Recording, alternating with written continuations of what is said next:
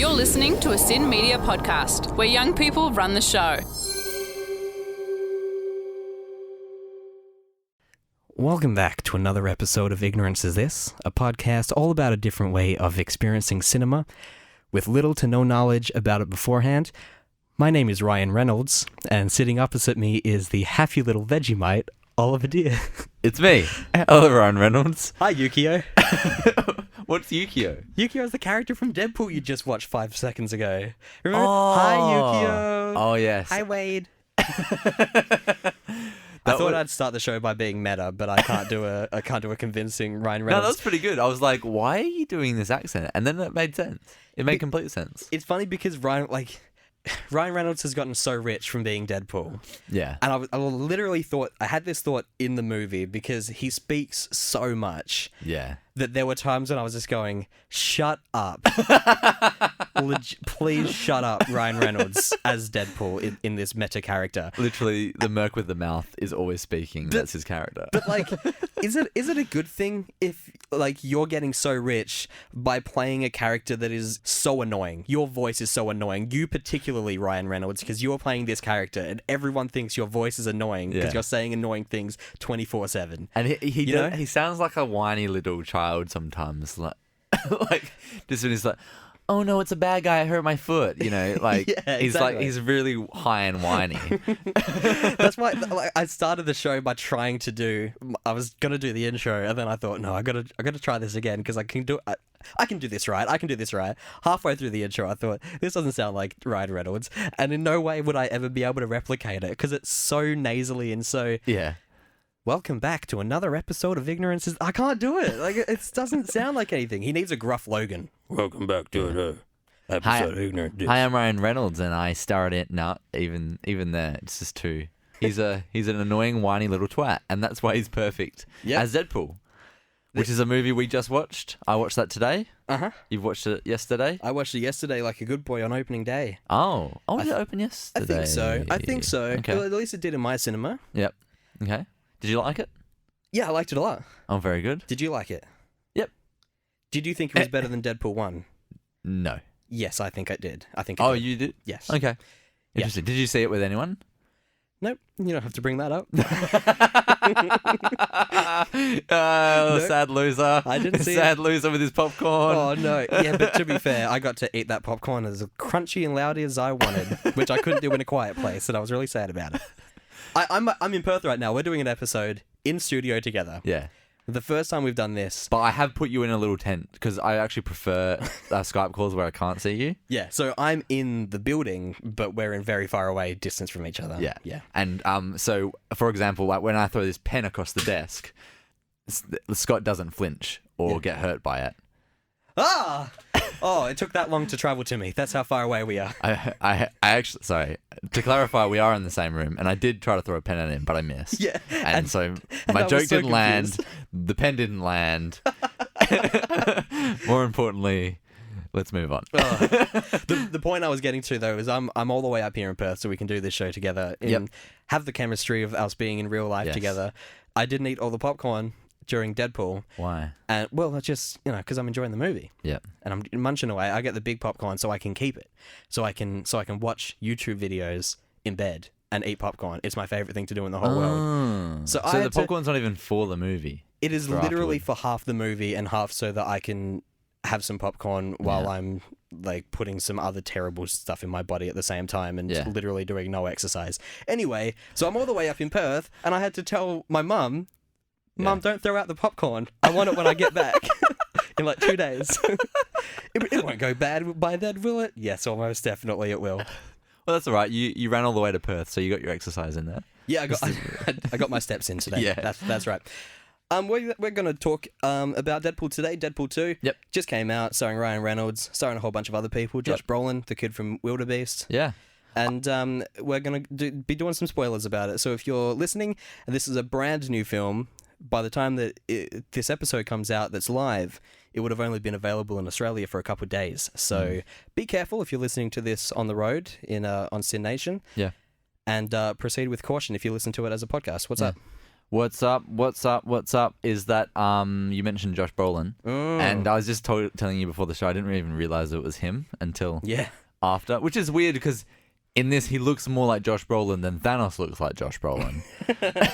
You said before we started the show that you were confusing him with someone else. Yeah, but you didn't tell me who it was. If you quickly look up, I can look him up. Let's do it on Planet the show. Terror.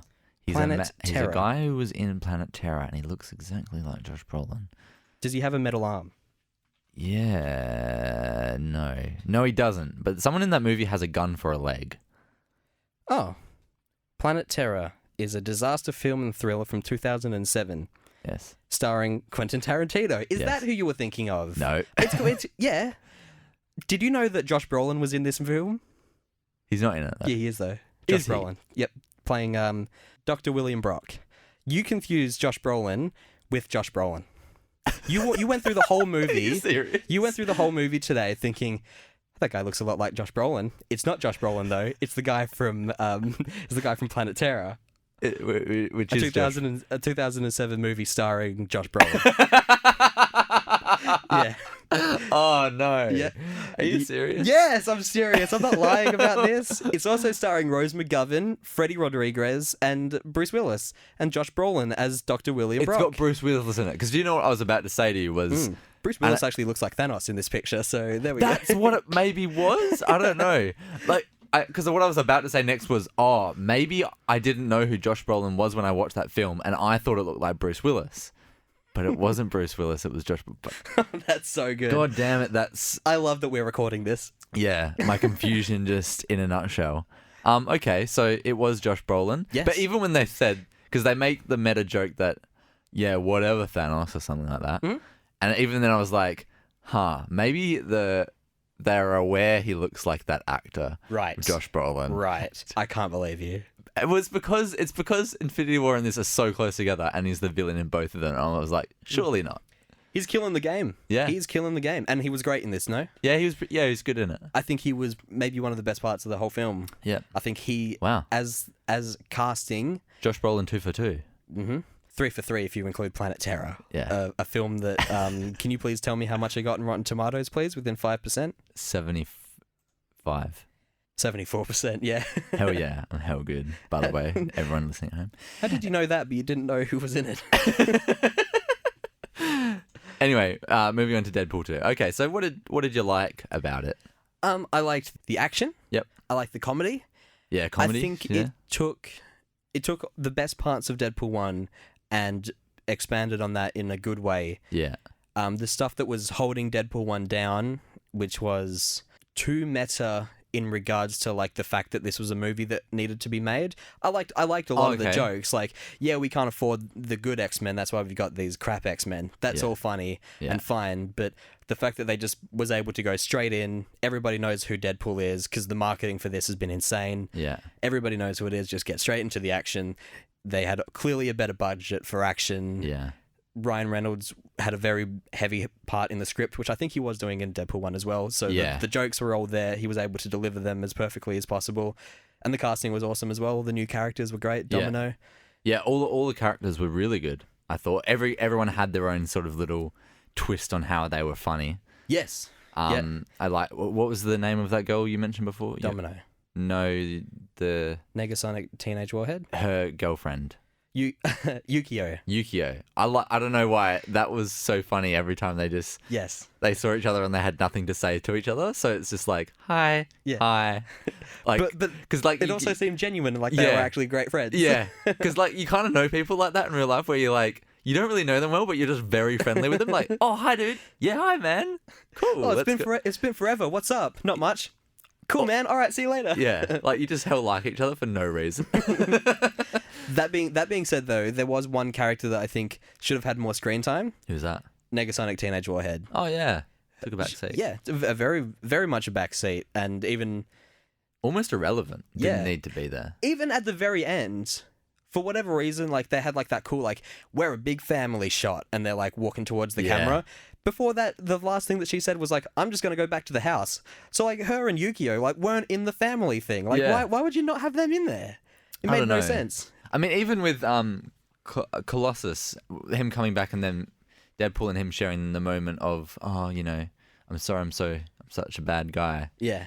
But even then I was like, oh, but you guys haven't really talked that much. Like, all Colossus does is bring you into the X-Men and you just say no every time. Yeah.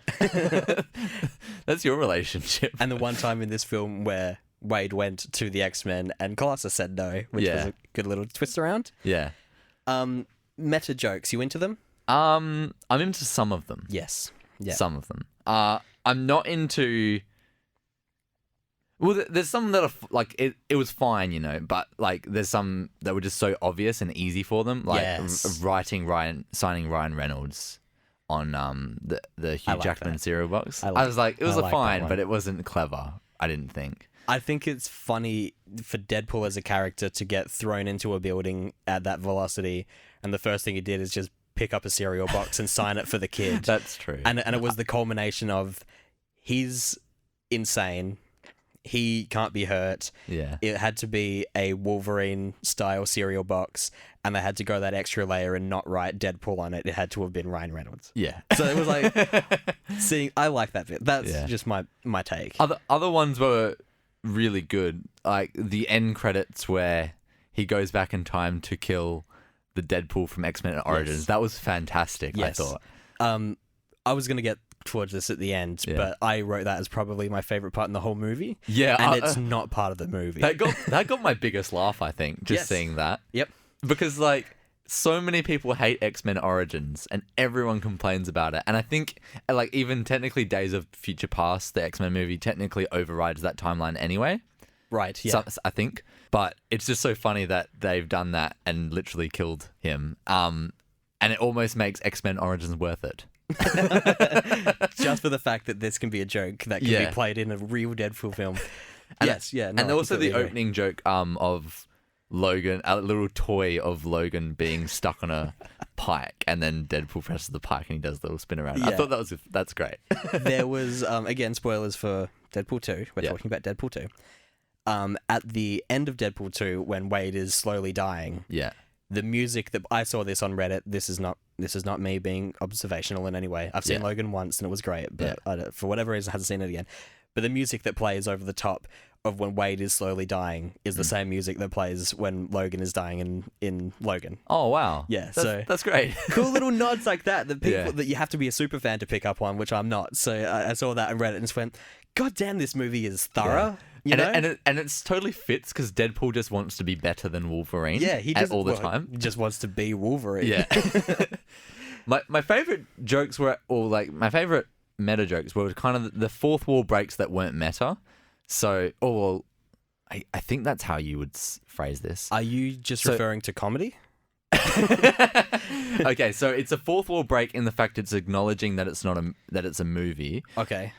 And that they're actors, but it didn't acknowledge that it was Deadpool. So it was the joke where in the bar, he was talking to some guy, and then the guy stopped speaking for a second, which is you're like kind of like, why'd you stop? And then he's like, we're not giving you any more lines, and you realize, that dude forgot his line. Yeah, and he repeated it.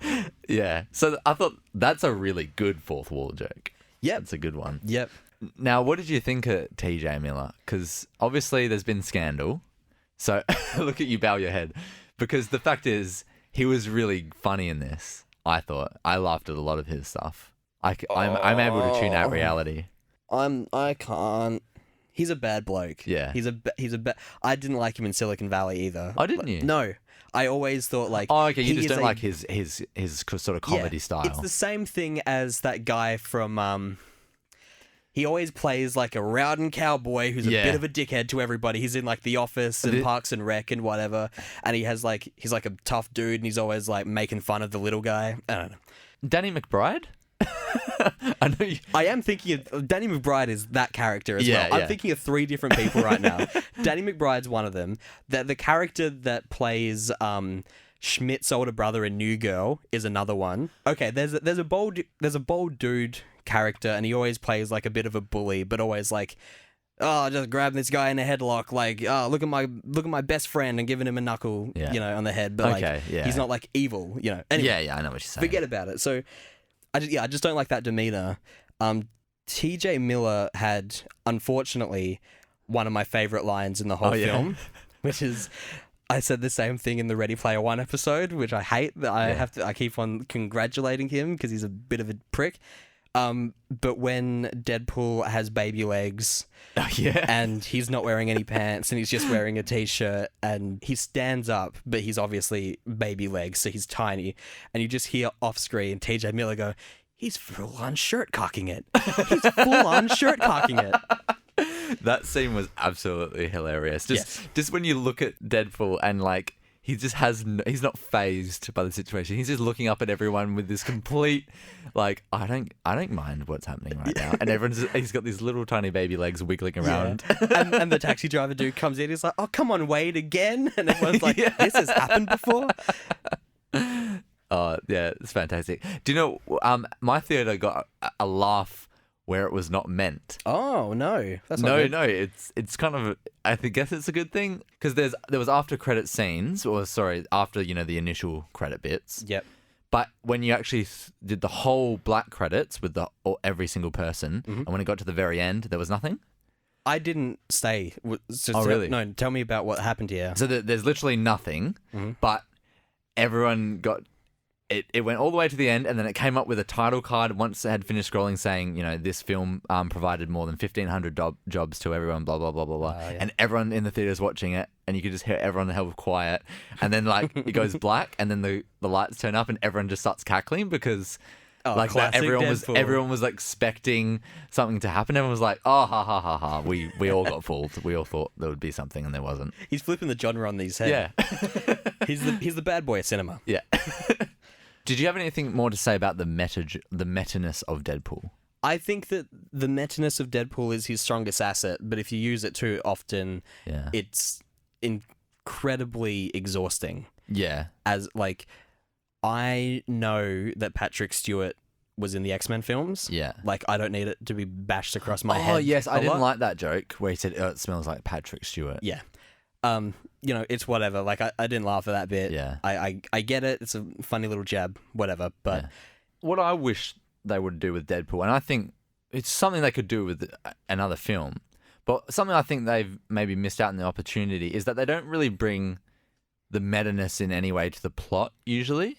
So it's the plot is like you could technically rip Deadpool from it, put another hero, and you could still make a situation where he's got to save this kid from killing someone because a time traveler has come back and said this kid turns evil and they've got to stop him. Yes, that could be technically any superhero.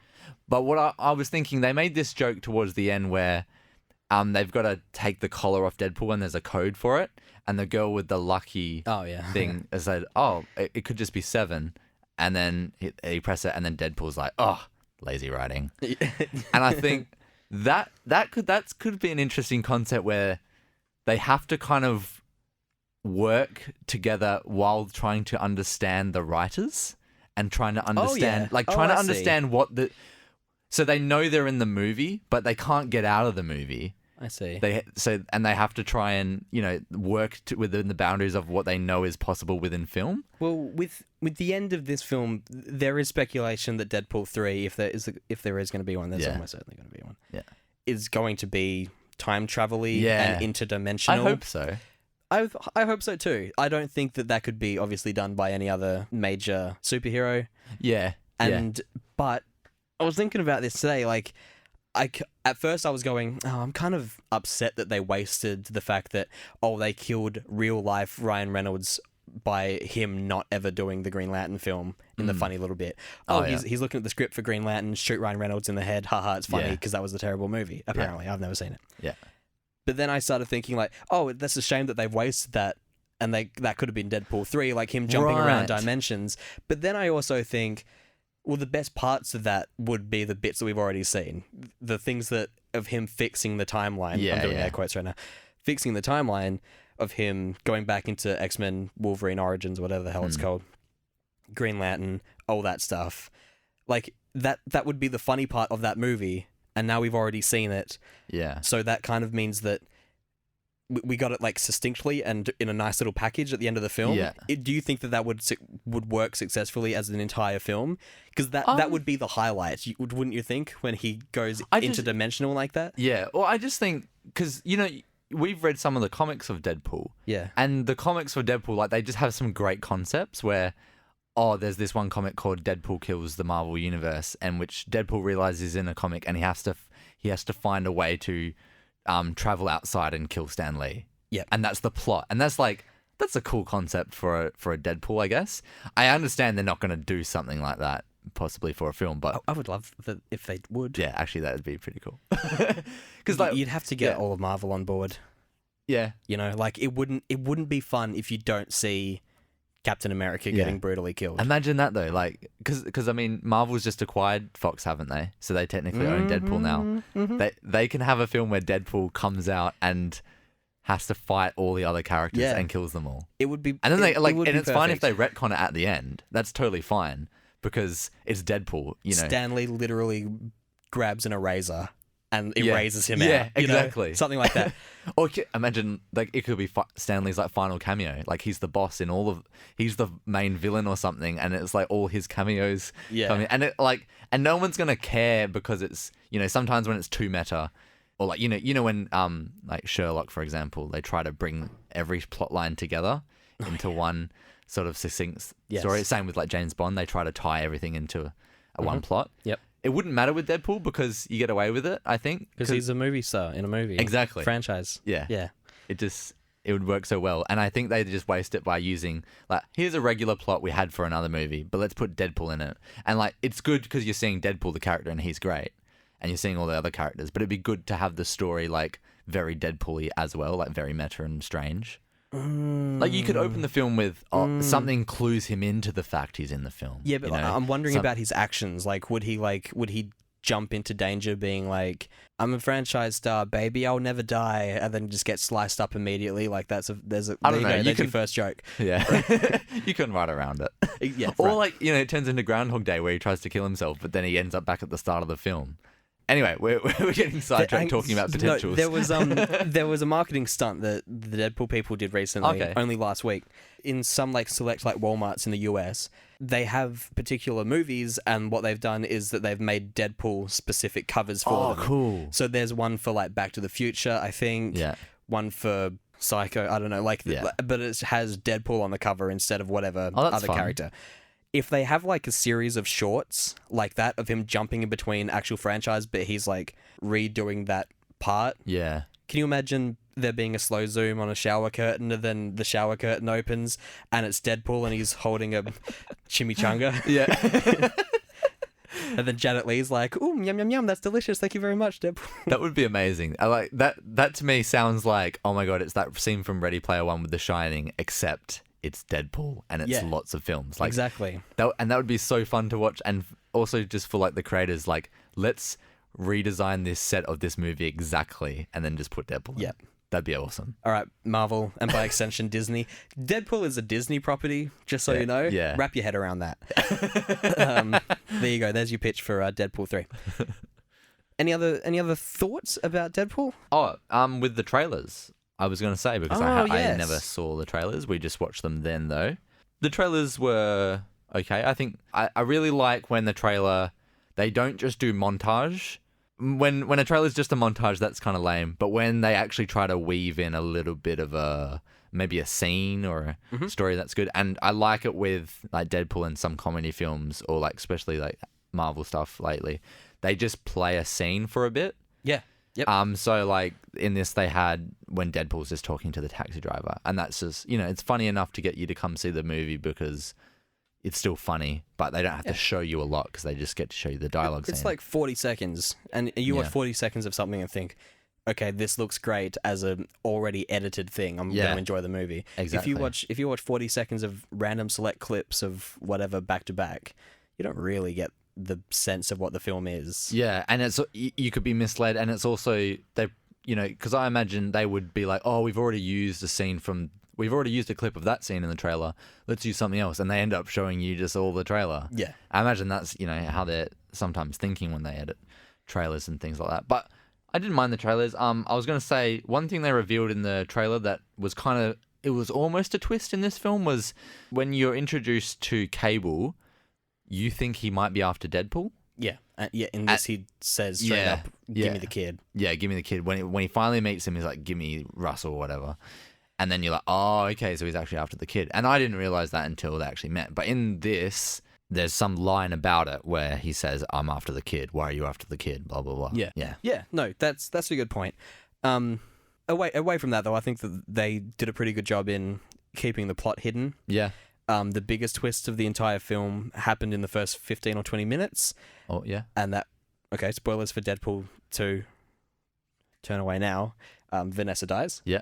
That was a complete shock to me, who'd seen all the promo material, and I like that they played on that as well in the opening credits, where it says, directed by what? Question mark. Produced by, did they really just kill her? Director of photography by, oh my god, I can't believe they did that. Like, I thought that was great. That's a really smart idea, because they played on the titles in the first one as well, but this was directly related to what you just saw, which was smart. It's a cool idea. The biggest twist of the film was probably that, and the rest you kind of have a general idea. They need to stop the kid, or they're going to team up with a kid and take down Cable. We can go like one of these two ways. They keep it pretty ambiguous in the trailer, which I liked. And watching the trailer back today with you, I noticed that a lot of the lines that were said were not in the film. Yeah. In a good way. Same with the first one as well. Yeah. They did the same thing. They replaced it with different lines that were just as funny, so you're getting 2 jokes for the price of 1. Yeah. Which is great. Like in this it was the gluten joke. Yeah. And that's good. in the film they say like he like rats off like 3 different things. Yeah. Which is great. That's 4 jokes, right? Yeah, exactly. I thought we were going to get 1. Hey, right. Which is it's good that they do that. That it's almost like Thor's eye patch, but for comedy. I love the concept of Thor's eye patch so much. There was a theory going around before the film came out. Oh yes. Where there was a poster and you see Vanish, is that his name? The Invisible Man? Whatever. Oh, yeah. The Vanisher, I think. Yeah, so all these parachutes are coming down, and then you see the one, and it's just a parachute. Yeah. And people were starting to figure out whether it was going to be an invisible character, or vice versa. Deadpool's making fun of Thor's eye patch by literally deleting a spoiler off the poster, but keeping like a hint of it. You know, that's flipping funny. the bloody genre on its head, mate. I tell you what, it was funny just seeing that backpack sort of fly around. Yes, I thought that was hilarious. Yeah, and a great cameo by Brad Pitt, just randomly. That was pretty cool. And Deadpool said, "You're probably looking great, Vanisher. You're probably looking great right now. I can't see." And then you see it's Brad Pitt, and you think, he probably was looking great. Yeah. But that was another thing that the trailer misdirects you with. It makes you think that there's going to be this team up of all these of X-Force. Yeah. But they all get killed the moment they jump out of the plane. And I absolutely love that. Yeah, it was a good idea. I almost thought they weren't going to kill Zeitgeist, which is played by Bill Skarsgård. And I only thought that because I was like, Bill Skarsgård, surely not. Like they're not going to kill him. They got an actor in. But then I was like, oh, but they did just kill Terry Crews as well. Exactly. I was so sad about Terry Crews. Yeah. Actually, I was most sad about Peter. I thought Peter's just an average guy. I was watching. There's a YouTube channel called Wired, and they have celebrities come in or like academics come in, and they have little games that they play with them, and it's interesting. So I watched the one with Terry Crews, and he's doing a search. Like a search engine finisher. So it's like, who is Terry Crews? And then it'll be like, married to, and he peels it off and starts, and he answers questions, right? And there was one where he was telling the story of how someone came up to him and was like, you were amazing in this film. You were amazing in that film. And he was like thinking like, oh, I only had those as like cameos. Like those weren't my real films. Yeah, right. And that being said, now that I think about it, I love doing cameos because you only have to do like 1 day of shooting and you get all this attention for it. And then at the end, he goes, come see me in Deadpool 2. It's going to be great. And I'm thinking, well, that's not going to be a bloody cameo film, 2 days of shooting. And it was. He hinted at it Deadpool style in the video. Oh, that's really good. Of him. Like, it must have been like a maximum of like a week of shooting for him. But almost less. I reckon it was 2 days. One for that interview scene and one for his death scene. Yeah.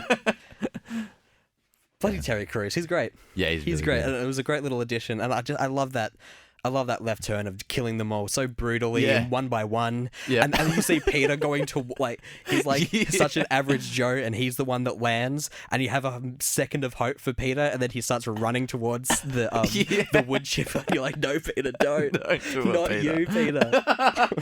I was like, because when he was like, I made it, I was like, he's going to get hit by a car. He's going to get hit by a car. He's going to get hit by a car. I'm also convinced that Deadpool can read my mind, because I used to do a podcast before this one called Pandemonium with my friend Andrew, and we were talking about Spider-Man on a lot of that. Yeah. And I would always talk about the old Spider-Man films with Tobey Maguire and Kirsten Dunst. And he mentioned in this, like, he's walking away, he's like, and you're my Kirsten Dunst. Kristen? And I'm like, I remember having that issue on my show all the time. I could never, sometimes I'd say Christian, sometimes I'd say Kirsten. Yeah. Can't even be bloody sure. The good thing about Deadpool is, like, I was thinking during that scene, is like, you can't see his mouth speak. They can come up with a joke on set, but then if they think, oh, it doesn't really work, they can come up with something later. Yeah, in the editing suite. And I imagine Ryan Reynolds would be the kind of person to show up in costume to his ADR sessions, right? Yeah. Wouldn't you think so? Yeah, I reckon so as well. I love how clearly this is Ryan Reynolds' like passion project, and how successful it is, and how perfectly, like, it just hits the nail on the head for so many fans, because he wanted to do this before the release of Deadpool 1 with the Wolverine Origins. And before that, in the Deadpool comics, I think I talked about this on my other podcast, Pandemonium. Oh, yes. There's a panel where someone says, like, what do you look like really? Like, underneath that mask. He's like, it's kind of like a cross between Ryan Reynolds and like a bottle of Cool Whip or something. Yeah. I was like, how do they know? Yeah, because I think that's literally why Ryan Reynolds was tuned into it, because he heard that he was mentioned in the comic and he was like, oh, dude, I got to make this. Oh, man. Yeah, really? so that's why he liked it, because he was mentioned once in the comics. Another thing that I really liked about Deadpool 2 was the music. Oh, yeah? The music cueing was great. Yeah. So whether that was fitting to what was happening on screen or deliberately not, it always hit the mark for me. Yeah. It was always just really well put together. So they had songs like 9 to 5 by Dolly Parton. Yeah, that was good. As he's doing like all of his decapitations, and he's slowly getting like their heads like fall on one of his katana swords.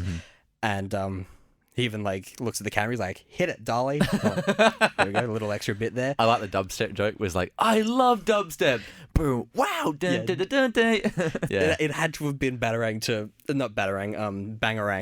to represent dubstep as an entire concept. The one song that was popular for a little while and that was never heard again. Oh, I don't know about that. I know a lot about Bangarang. There was If I Could Turn Back Time by Cher, which was played at the as he was literally turning back time. But obviously the best song was Take On Me by Aha, which is a given considering that it's literally one of the best songs ever written. So of course it's going to be one of the best songs in the soundtrack. Yeah. Take on me, take on me, take me on, take on me. I'll be gone in a day or two. Good stuff. Something that I found very surprising in a very good way about this was how genuinely emotional and heartfelt all the Wade and Vanessa scenes were. Oh, yeah. Pre-death and post-death. Yeah. The concept that they had of Wade not being able to join Vanessa in the afterlife, I suppose, if they want to actually have that in a Marvel universe. And her kept on saying, like, no, you're not ready, you're not in the right frame of mind. And, like, there were very little actual, like sexual or, like, weird or meta jokes between those, so it kind of just felt like romantic comedy-ish. Yeah. In a very different, not in a different way to the genre in general, but very different than what we have already seen 15 minutes of earlier on in the film. Yeah. Of him just blowing everything up or whatever. So him saying, I want to name the baby Cher, or... Todd. Yeah, I want to name the baby Todd, and she gets up on him, like, saddles him and just goes... I'm never going to name my baby Todd. Yeah. And it's a funny little heartfelt thing. It's good, like you actually believe in their relationship. It's not a forced thing. Their like chemistry is insane. Yeah. Just like our chemistry, all. Yeah. If you're a fan of Deadpool head over to our Facebook page and have a look at the art that has been drawn up for us this week. Our artist, Eden, is being very meta and made a joke on the art that Deadpool is aware that our episode for this is very good, despite the fact that we have not recorded it yet. And I can talk about this on the show, how very meta. Well, very suitable for Deadpool. Yes, exactly right. Well, let's do some ratings and let's move on. I'll give the film a bit of a distinction. Low distinction. I don't know. I didn't find the action that exciting, to be honest. Really? Nah, I didn't like it. I thought it was it was too perfect. Yeah, well, you could say like the domino, her luck is kind of perfect in the way that it was obviously very choreographed. Is that what you're referring to? Camera movement and editing. It was like everything was just too pristine that you could, the camera moves perfectly over there to see this happen, and then it moves perfectly. I don't know. Right. It looked so perfect that it felt synthetic is all. It felt like I could see the motions of the camera and it's a really stuff cool, like that. Really cool little tagline you got there. It looked so perfect it was almost synthetic. I'm going to give it a HD. Okay. I had a great time. Yeah. I don't know if I think I'd rather watch this again than I would watch Deadpool 1 again. Even though it's been like 3 years since Deadpool 1, I think I would rather sit down and enjoy this for like a second time in like 2 weeks than I would with watching Deadpool 1. Fair enough. I still remember the first one more fondly, but I don't know. I can't remember that well. And the trailer? I mean, the trailer was a trailer. It gets a distinction for not doing anything offensive. It didn't offend us. It didn't. Passing is no longer the threshold for us anymore. Like, if they don't absolutely royally screw it up, it's a distinction, baby. We've got like kind of a criteria going where that's what distinction is, and HD is like you purposely mislead everyone or don't show anything. I'm going to give it a distinction as well. Yeah.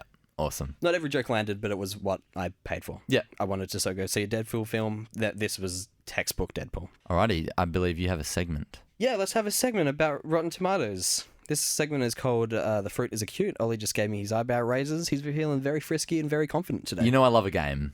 It's true. It's true. He loves a game. I love a game of a guessing game. And with maths involved. Well, this is a little bit mathy, a little bit estimation rather than guessing, I would feel like. No. Educated guessing. Well, okay. Guesstimation. That's an informed decision in some way, but okay, great. The Fruit is Acute is a game in which I bring up some movies. Tell me movies. And I say, what is the Rotten Tomatoes score for that film? And if Oliver gets it right within 5%, then you will hear a nice little ding ding. Yep. And if you don't, you hear a sad time. Yeah. You don't want to hear that sad time, do you all? I'm going to have mostly sad times, I reckon.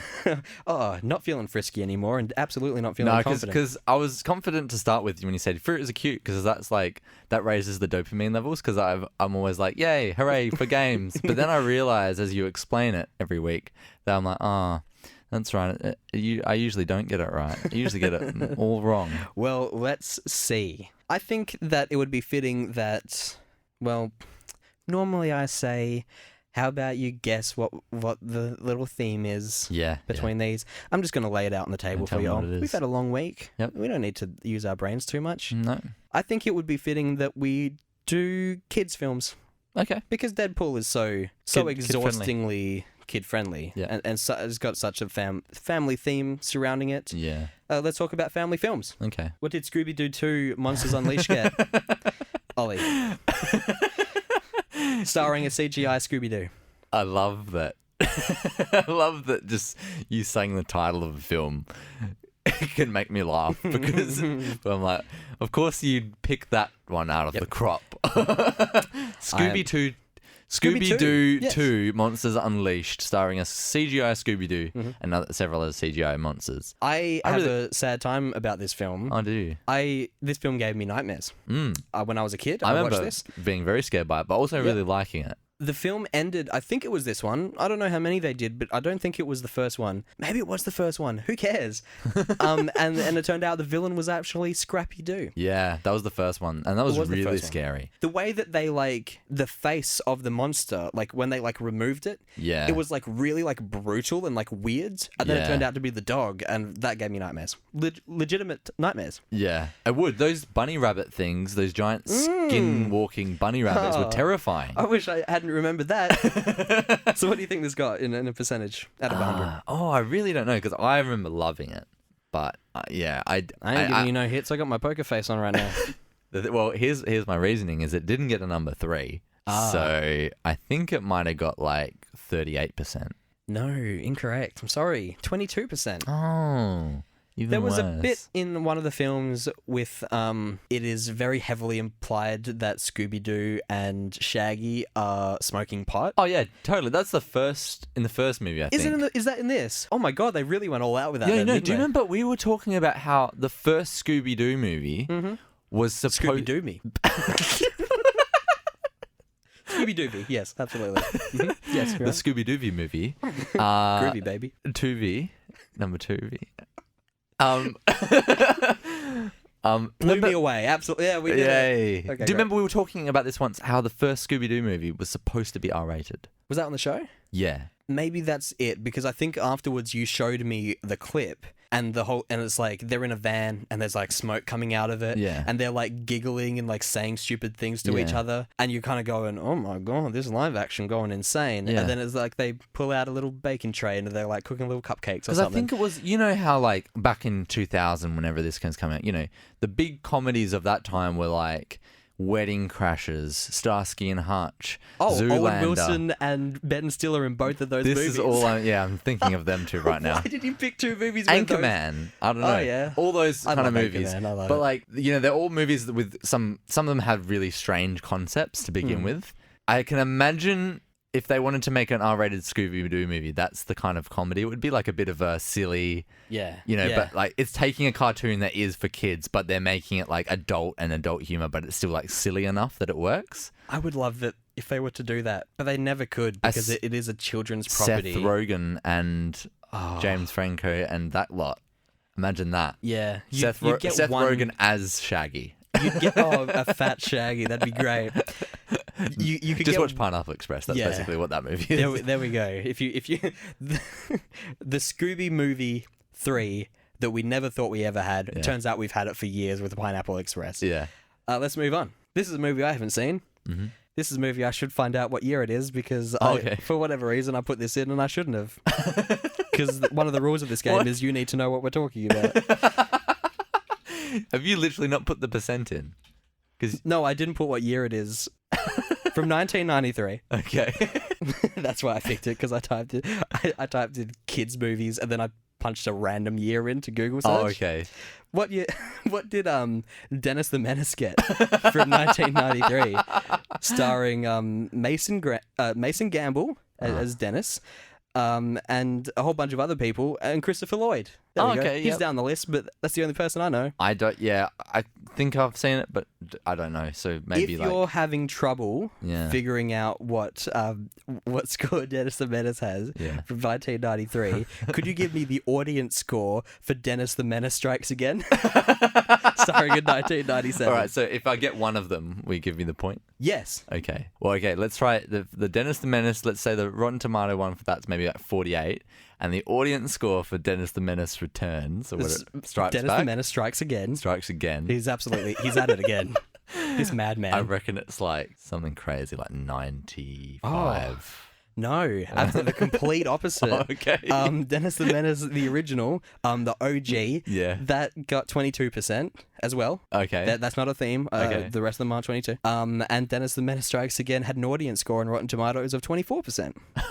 Why did they make a sequel? I don't know. Why did they make? Because it probably sold well. Yeah, that's the truth. They thought that Mason kid was they recast him. They recast. Yeah. That means they were really set on making that movie. Yeah. They're like, no, we'll recast him if we have to. We need to make this film. They had Betty White and Carrot Top in this. Oh my god! I can't believe they recast the kid. That's great.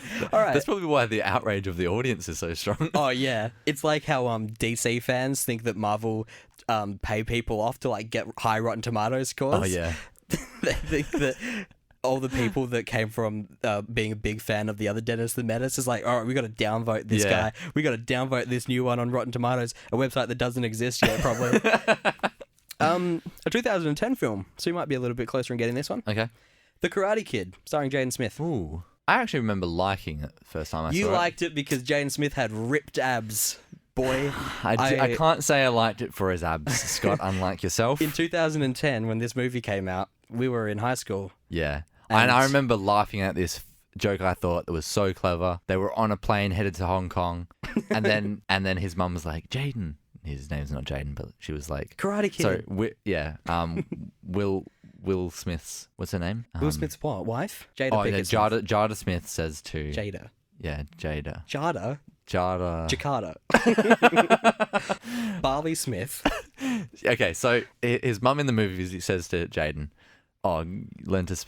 you need to learn to speak Chinese. Like, why don't you learn to speak Chinese on the flight over? And he's like, okay. And then he turns, just like, I don't know why, just to the guy next to him who is an Asian person. Yeah. And goes, how do I understand? Or whatever he's saying. Oh. The Asian guy leans over and goes, dude, I'm from Detroit. And I thought that was so funny. I was like, got him. Little did you know that only a couple more years down the line, you would literally have a podcast about subverted expectations in film. So what do you think it got? Maybe like 61. Yeah, 65%. Oh, damn. Very good. Nice. You got a ding ding. I reckon like it wasn't a bad film, but I think because it was like a remake and people just weren't about it. I remember being impressed with Jaden Smith in that film. The reason why I brought up the abs is because we had a friend in high school that wouldn't stop talking about Jaden Smith's abs. So and he was like literally like 11 years old in this movie. And she was like, man, those abs are so ripped. I'm like, I want abs like Jaden Smith. And I'm like, I want the ripped abs of like a 12-year-old. What the hell is wrong with me? I was jealous of these dope abs. Anyway, a movie from 2017. Okay. Absolutely, you're going to get this one. Oh, yeah. Good. My Little Pony, the movie. Yeah, great. I've seen it. Yep, of course. Oscar nominated. Yeah. Best animation. Well, my issue with My Little Pony, the movie, was that it tended to be too mature. You think they needed to kid it up a bit? Yeah. They went a bit gritty. They did. They used real horses for the most part. Yes. And they just sort of... They didn't like put a costume on the horses. They put like... They spray painted their names on it in blood.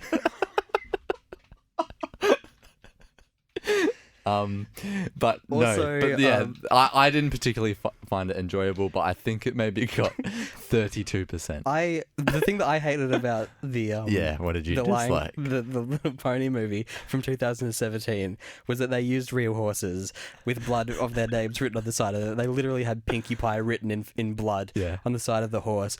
Also, it came out in 2002, and it was called The Saddle Club Adventures at Pine Hollow. Yeah.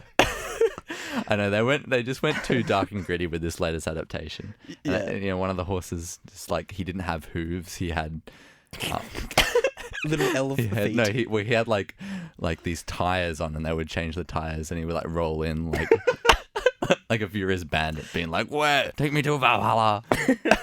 Oh, what are we doing? It got 20. It got 35. No, it didn't. It got higher than that. It got 47%.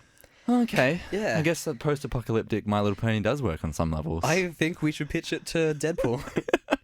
And lastly, the best Ice Age 4 Continental Drift. Every one of these films is just an absolute shitfest. Came out 2012. This is the one Ice Age I haven't seen, darn it. Have you seen Ice Age 5, The Meltdown? Oh, there's 5? So, coming 2006, yeah, The Meltdown. What? Hey, and there was number 1, which was Ice Age. That was really good. Yeah, there was number 2. Down. We got Ice Age. We got Ice Age Collision Course. What's Collision Course? The second one. No. I need to go to the Wikipedia Did the first Ice page. Age do well? The first one. I remember there was a night when I was a kid. Yeah. There was a fish and chip shop in my hometown. Uh-huh. and right next to it was a place that you can rent DVDs. It was a news agency. It's not a DVD shop. Yeah. And I just got all the Ice Ages. There were 3 of them, I think, at that point. Yeah. Maybe even just the 2. But I remember it was a great night of me eating fish and chips after Mum and Dad went to bed, me in the living room, big screen TV, absolutely loving the hell out of Ice Age. Yeah. Yeah, I that first Ice Age was just very good. Yeah. I just remember that the squirrel. Hilarious. You have a character that's not even a part of the plot, and he's just in there sometimes, and it's so good. You know what? The world has moved on from comedy characters. Yeah. We don't have catchphrase characters anymore. No. There's no Austin Powers anymore. No, you can't quote. You can't even quote him. There's not even a Borat. Even like with Deadpool today, we're back on Deadpool. But Yeah. I was thinking there are some really good lines in this, but they're just not delivered in ways that, or like because the dialogue's so quick, you can't catch everything. There was a really good line. It was like, "Oh no, he's right behind you, isn't he?" And like Deadpool can obviously see the people he's looking at. I was like, that's a really good line, but it was just so quick. He's right that behind no one you, notices isn't he? it. That's smart. Yeah. Also, they made fun of the fact that everyone in Marvel has only one arm. They were like, yeah, because Cable only has the one arm. Oh, yeah. He calls him the Winter Soldier. And there was another, Logan's villain had the robotic hand. Yeah. I think it was like, why are you starting this trope of only one-armed villains or something like that? Anyway, the point I was trying to get to is that there's no catchphrase characters anymore. There's no more Borat. We need some. There's no Austin Powers. No, but we've got one, baby. It's the squirrel from Ice Age. The squirrel doesn't speak though. Yeah, but you can put your nose on the ice and start sniffing about. That's true. Like That's a catchphrase. He's just he's not a catchphrase character, but he is a comedy character. He's there purely for comedy, and he works. He works on so many levels. We need a movie about the squirrel. Damn it! Yeah, I think He'll make us a lot of money. I think we should get Sacha Baron Cohen and Mike Myers to come together and make a movie about the squirrel. Yeah, you they know- can both play the squirrel. No, one can be the squirrel, one can be the nut, the acorn. All right, cast them. The squirrel Who's who? is delirious because he's out in the Ice Age alone, and he's delirious that the acorn can speak to him. That's a movie I want to see. Yeah. Get Seth Rogen on the phone. I can't tell you how many there are. I think there's 4. I think there's 5. I think there's 5. I think there's 5. But I'm on the Ice Age page, Mm-hmm. and it's just telling me about the movie Ice Age. It's not telling me sequels. Sequels. Ice Age, The Meltdown, Ice Age: Dawn of the Dinosaurs. There's always a dinosaur sequel. I definitely didn't see the dinosaur one when I was a kid. We saw it for a high school field trip. And Of course we did. Because teachers think high school students want to watch Ice Age 3. In between that and Dwayne The Rock Johnson's led The Tooth Fairy. Yeah. That's what we got to watch in high school. There's Ice Age Continental Drift. Yes. We're spending so much time on Ice Age. No, I'm really happy talking about this. And Ice Age Collision Course, What is which was Collision released Course? as recently as 2016. The film focuses on a very deadly meteor coming close to Earth. Oh, this ends the Ice Age. Did they all die at the end? I'm going to find out. Well, that's how the Ice Age ends, right? Yep.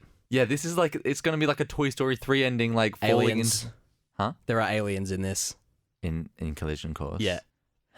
I just scrolled to the last line of the plot, and I see it as in the film's epilogue, Scrat, our favorite character, Yes. keeps struggling to control the alien ship until it crashes on Mars, destroying all life on the planet. In a mid-credit scene, Scrat finds his acorn, but gets beaten by some doors. What? Yeah. Doors. I imagine alien closey doors, Star Trek style. Yeah. What? Hang on. He flies a spaceship to Mars, I think the killing everyone on Mars. So in this film, yeah. there was life on Mars, which and Shout out to David Bowie. Yeah, and this ends life on Mars. So it's like an ice age happened on Mars, but like it's like the end of the dinosaurs on planet Earth, except it's Mars. Yes. What? What?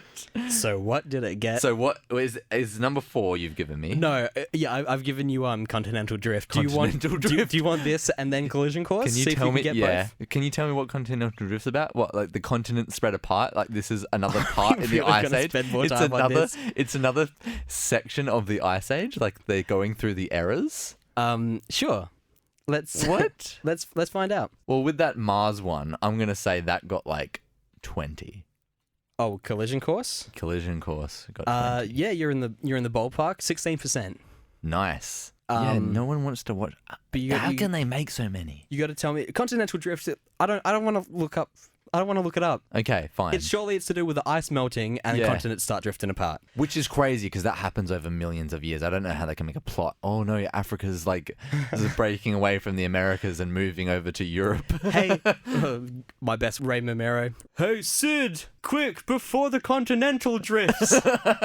Yeah, they've got to like jump from Africa to America before it breaks apart. You're running too slow, Sid. On the possibility of a potential sequel to Ice Age 5 Collision Course. In 2016, Gallen T. Chu, co-director of the film, stated that there were some ideas for a sixth installment. Bustle noted that the potential of Ice Age 6 actually being produced was relatively high, even though it could largely depend on the box office performance of the fifth film.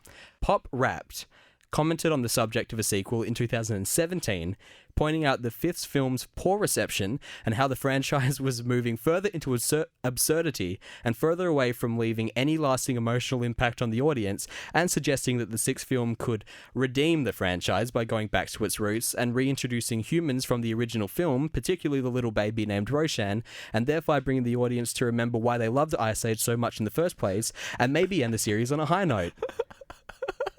Imagine caring that much about fucking Ice Age. Imagine caring. What do you mean, like, let's bring it back to its roots and have everyone come back? Like, everyone was gone after the first one. It's literally the fact that, like, parents are like, oh, yeah, I remember Ice Age. I can bring my kids to this one, I guess. We love Scrat. There's no... There can't be die-hard fans of Ice Age. No adults. No adults. No. No one past, 10. And they weren't alive for the first one, so they have no connection. They would have had to have marathoned them through like I did when I was a little boy. Absolutely dumb. They had some fish and chips and some little chicken nugget. So what did Ice Age 4 get? Continental Drift. Continental Drift You got... correctly guessed 5? 40%. Yes, 38%. Hell yeah. Unlike Ice Age, you, my friend, ended on a high note. So let's end this podcast on a high note. Excellently. And wrap it up. Great. Thank you very much for listening, everybody. I hope you've enjoyed this episode about Deadpool and Ice Age. If you'd like to get in contact with the show, you can do so by getting in contact with our email account, which is ignoranceisthispodcast@gmail.com, or head over to our Twitter, which is twitter.com/ignoranceispod, and like our Facebook page, which is facebook.com/ignoranceisthispodcast. We've also got a Tumblr account now, hosted by our artist, Eden. That's ignoranceisthispodcast.tumblr.com. Check out that art in full HD, baby! And then get in contact with us on Twitter and Facebook and tell us how great it is. Ollie, you are looking white as a ghost. You've completely forgotten the fact that you needed to do a haiku until just now. Let's see if your improv skills are as good as Ryan Reynolds on the set of Deadpool 2. When I throw to you, I've tried so hard to give you more time, buddy, but here it is. Oliver's haiku about Deadpool 2 starring Ryan Reynolds. It's okay I didn't make a haiku, as long as I mention meta. He's done it again. How does he always manage to do it? Is that right? Good night, Australia. No, let's not count. Okay, good night, everybody. Good night, Australia. Good night, Australia.